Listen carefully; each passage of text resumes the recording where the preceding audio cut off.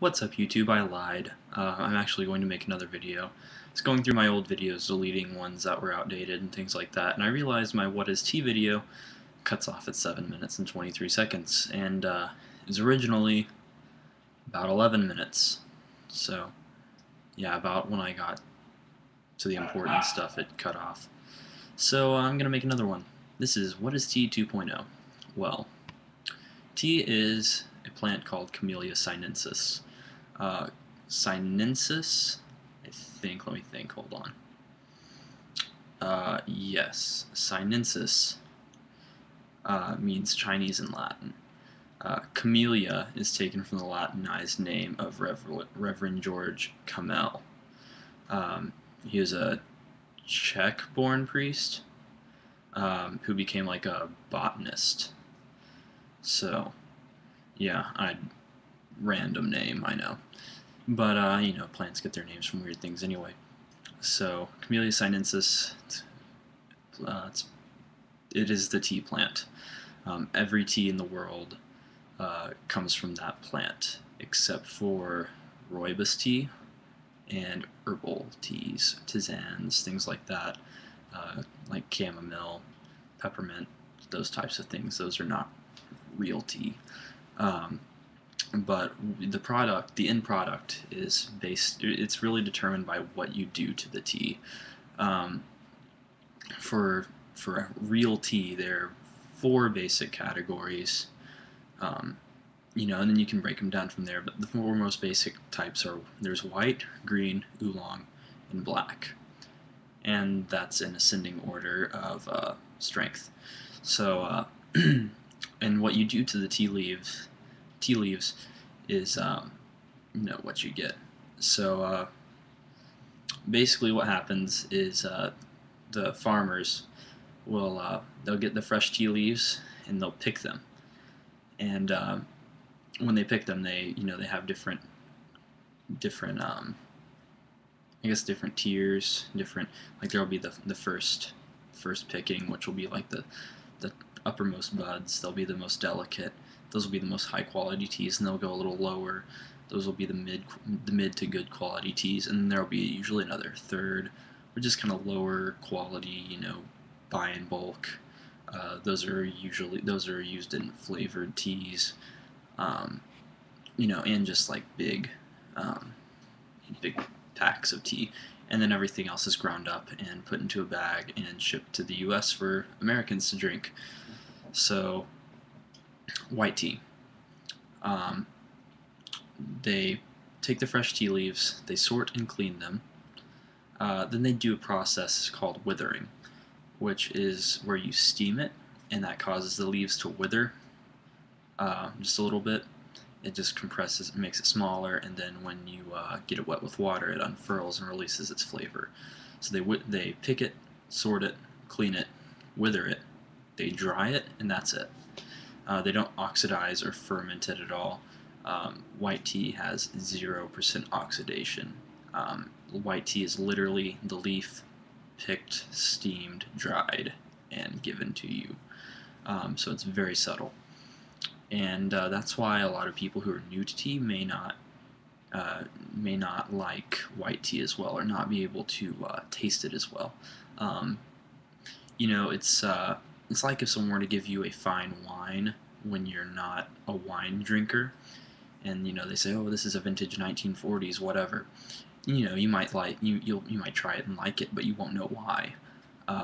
Same thing with white tea. You know, if someone gives you a really high quality, you know, Silver Needle white tea, which is basically like top tier of white tea, someone who's new to tea might think this is good, but you know, they might like a black tea more because they can taste it better. Same reason why someone who's not a wine drinker might like, you know, Coors Light more, just because they, you know, the taste is more. It doesn't require as much experience with the palate, or you know, you don't have to have a palate that's accustomed to it. So that's white tea. Then there's also green tea, which it's the fresh tea leaves are picked, sorted, cleaned, usually withered. It depends on if it's Chinese or Japanese green tea. and then sometimes that's not really the only thing that determines it. Then they pan fry, steam, or fire it, depending upon what variety of tea it is. Pan frying, they put it in a pan that's hot over a fire, swirled around, do it around a bit like a pancake, like you're doing that for a few minutes. They might steam it, which is it's sort of like withering, it's just higher temperature, or they fire it, which is like a more intense pan frying. No, actually pan frying, they just use a hot pan. Firing, they do it over fire. So they'll wither it, pan fry, steam, or fire it. They'll roll it into certain shapes based on what type of tea it is. Usually it's going to be long and thin. Some green teas, like a Buddha fist or something like that, are going to be more of a ball shape, like a crumpled piece of paper. Also, if it's jasmine tea, they'll add jasmine while they dry it. And then after that, it's green tea. Green tea is about 10% oxidized, so still not very oxidized at all. They don't do a whole lot to the tea, but it's got more flavor. Someone who's new to tea, if you give them green tea, they'll be able to taste it a lot better than they will a white tea. So, and green tea, true loose leaf green tea is way better than like the Lipton green tea you get in the bottles and things like that. And it's not usually, it can be floral and kind of sweet, but it's not like sugary. Next they have oolong tea. I'll do black tea first. So white tea, 0% oxidized, not fermented. Green tea, 10% oxidized or less, not fermented. We're going to do black tea next. They pick, sort, and clean the leaves. They wither it like every other kind of tea. And instead of pan frying, steaming, or firing like green tea, they roll it into strips, or they cut it, the leaves, depending upon the quality. Higher quality is going to be rolled into strips because you want to keep the leaves intact. That's how you get the most flavor. If you cut it, you're sacrificing a bit of flavor. But like the filler black teas, or just like cheaper everyday teas will be cut usually.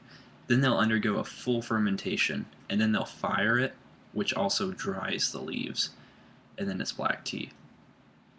So, and black tea is 70% oxidized, and it undergoes full fermentation. And there's oolong tea, which is the biggest family of tea, I guess you could say. It's literally everything between green tea and black tea. It's 11 to 69% oxidized, so you might have some oolongs, which are very characteristic of green teas. You might actually drink an oolong and think that it's a green tea. You might drink an oolong and think it's a black tea, depending upon how dark it is, and there's every type of tea in between. But they'll pick the leaves, sort and clean, they'll wither the leaves, and then what makes oolong tea unique is they shake or roll the leaves in baskets to bruise the leaf edges. It kind of gives it a crumpled piece of paper look. Just helps it, it unfurls when you put it in water, and you get a lot of flavor out of it. Usually it'll undergo a short fermentation, followed by pan frying and drying. But where it differs from black tea is that the firing doesn't dry the leaves. They just pan fire it to get a little darker, and then they dry it, and then it becomes oolong tea. So yeah, that is a basic overview of the different types of teas. See, I think I'm forgetting something. I feel like I'm forgetting something. Maybe not. Anyway, so that is basically that's a basic introduction to tea. There's also yellow tea, which it's not an official family or branch of tea. It's like a really, really light green tea, like the lightest you can get for green tea. I have some, and it's weird because it's good, but it's weird because it's too light to be green. Technically it's a green, but it's too dark to be a white. It's in the middle, but it's still technically a green tea. There's also pu'er tea, which is considered to be a black tea, but it's manufactured a bit differently. So hope this video was informative. Hope you learned a lot, and hopefully this one won't cut off at the end and leave out half the information. So this will probably be my last video until I'm in a dorm room, and then I will be in a different city. So thank you for watching this episode of NathanTeaV, and I will see you next time filming from Lubbock, Texas, rather than Dallas.